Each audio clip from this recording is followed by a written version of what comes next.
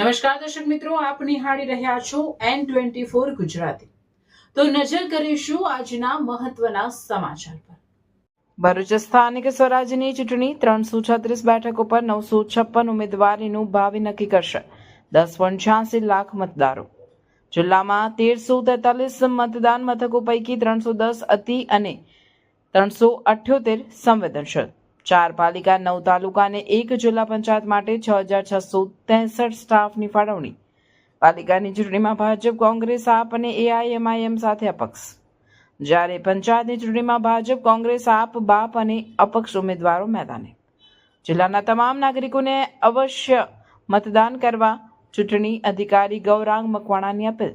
પાલિકા માટે 4 મત આપવાના રહેશે, જે બાદ રજીસ્ટ્રેશનનું બટન દબાવ્યા બાદ જ મત માન્ય રહેશે। તાલુકા જિલ્લા પંચાયત માટે 1 મત આપવાના રહેશે। ભરૂચ જિલ્લા તાલુકા પંચાયત નગરપાલિકા સામાન્ય ચૂંટણીની 336 બેઠકો માટે 10.86 લાખ મતદારો 956 ઉમેદવારોનું ભાવિ નક્કી કરશે। 4 પાલિકા માટે 219 અને જિલ્લા તાલુકા પંચાયત માટે 1134 મતદાન મથકોએ મતદાન થશે। 4 પાલિકા 33 વોર્ડની 126 બેઠકોની 345 ઉમેદવારો વચ્ચે ચૂંટણીમાં 2.19 લાખ મતદારો અને જિલ્લા પંચાયત માટેની ચૂંટણીમાં 33 બેઠકો માટે 111 ઉમેદવારો અને 9 તાલુકાની 177 બેઠકો માટે 500 ઉમેદવારો વચ્ચે ચૂંટણીમાં કુલ 8.67 લાખ મતદારો મતદાનમાં ભાગ લેશે। સ્થાનિક સ્વરાજ્યની ચૂંટણી રવિવારે મુક્ત, ન્યાયી, તટસ્થ અને પારદર્શિતા સાથે સંપન્ન થાય તે માટે જિલ્લા ચૂંટણી અધિકારી ગૌરાંગ મકવાણાના માર્ગદર્શન હેઠળ તૈયારીઓ પૂર્ણ કરાઈ છે। ચૂંટણી માટે કુલ 6663 સ્ટાફની ફાળવણી કરાઈ છે। અત્યાર સુધી આચારસંહિતા ભંગની 5 ફરિયાદો મળી છે। તમામ મતદાન મથકોએ પોલિંગ સ્ટાફની વ્યવસ્થા અને મતદાન મથકો સહિતના જિલ્લાના સમગ્ર વિસ્તારમાં કડક સુરક્ષાના પ્રબંધો હાથ ધરાશે। સ્થાનિક સ્વરાજ્યની ત્રણેય સંસ્થાઓની કુલ 348 પૈકી 12 બિનહરીફ બાદ 336 બેઠક માટે 10.86 લાખ મતદારો 956 ઉમેદવારોનું ભાવિ નક્કી કરશે, જેમાં 4 નગરપાલિકા માટે 219 અને જિલ્લા તાલુકા પંચાયત માટે 1134 મતદાન મથકોએ મતદાન થશે। જિલ્લા અને તાલુકા પંચાયત માટે 212 અતિ સંવેદનશીલ અને 330 સંવેદનશીલ છે।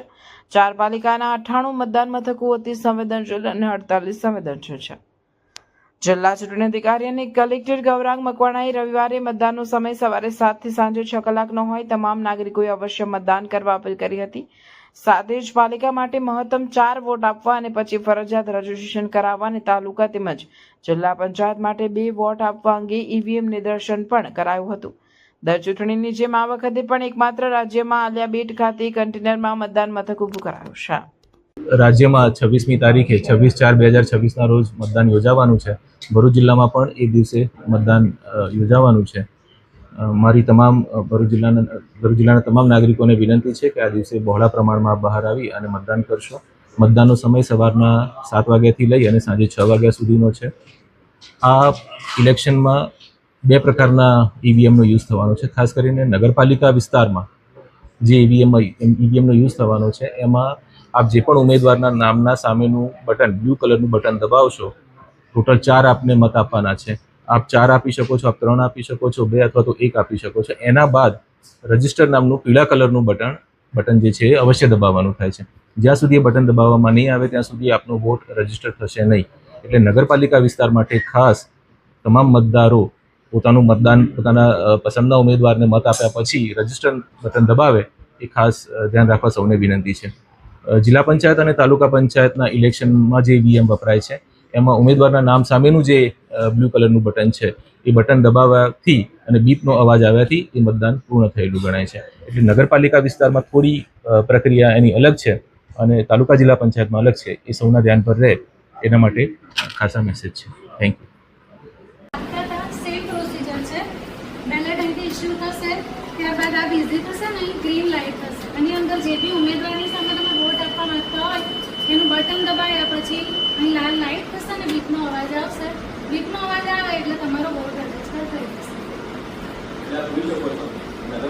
જિલ્લા પંચાયત અને તાલુકા પંચાયતની ચૂંટણીમાં આ 2 મશીન હશે।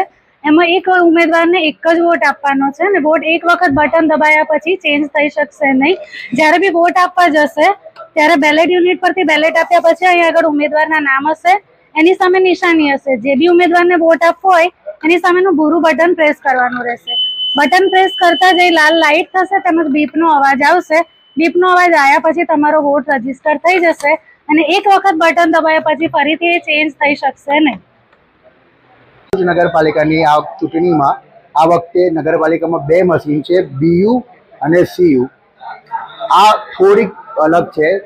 એમાં આ વખતે મેક્સિમમ નગરપાલિકામાં ચાર ઉમેદવાર 4 વોટ આપી શકશે, જે તમે અહીંયા જોઈ શકો છો. મેક્સિમમ 4 આપી શકશે અને એ 4 વોટ આપ્યા પછી ઉમેદવારે કમ્પલસરી રજીસ્ટર બટન દબાવવાનું રહેશે. જો રજીસ્ટર બટન નહીં દબાવે તો એનો વોટ ગણાશે નહીં. જો કદાચ વોટ કેન્સલ કરવો હોય તો આપણે એક બટન ફરીથી પ્રેસ કરીશું તો એ કેન્સલ થઈ આપણે ફરીથી બીજાને આપી શકાશે. ત્યારબાદ ફાઇનલ આપણે રજીસ્ટર કરીશું ત્યારે જ એ મત આપણો અહીંયા રજીસ્ટર ગણાશે.